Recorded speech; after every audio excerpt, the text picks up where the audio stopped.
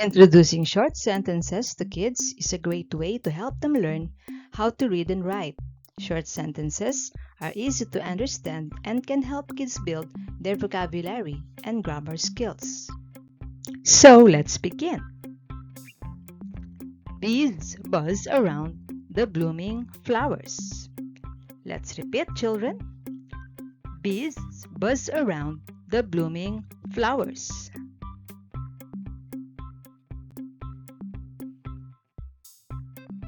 The train travels fast along the tracks. Let's repeat, children. The train travels fast along the tracks.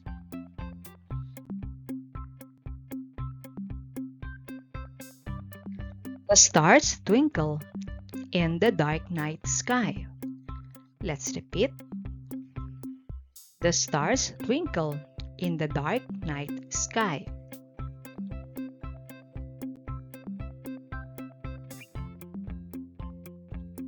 A rainbow appears after the rain stops.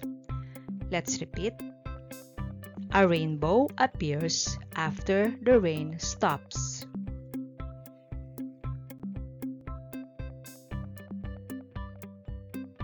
The grass is wet with morning dew. Let's repeat. The grass is wet with morning dew.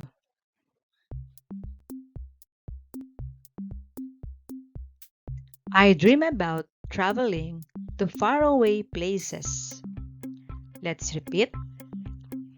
I dream about traveling to faraway places. My mother bakes delicious chocolate cookies. Let's repeat. My mother bakes delicious chocolate cookies. We swim in the cool water of the lake. Let's repeat. We swim in the cool water of the lake.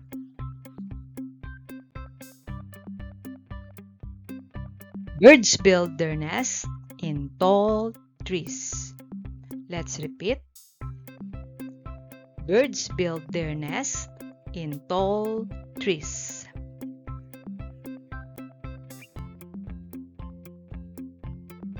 The sun shines brightly in the sky. Let's repeat. The sun shines brightly in the sky.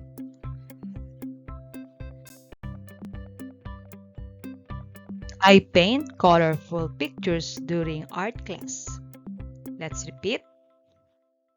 I paint colorful pictures during art class.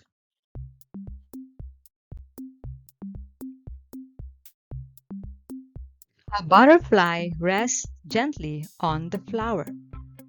Let's repeat. A butterfly rests gently on the flower. Good job, kids!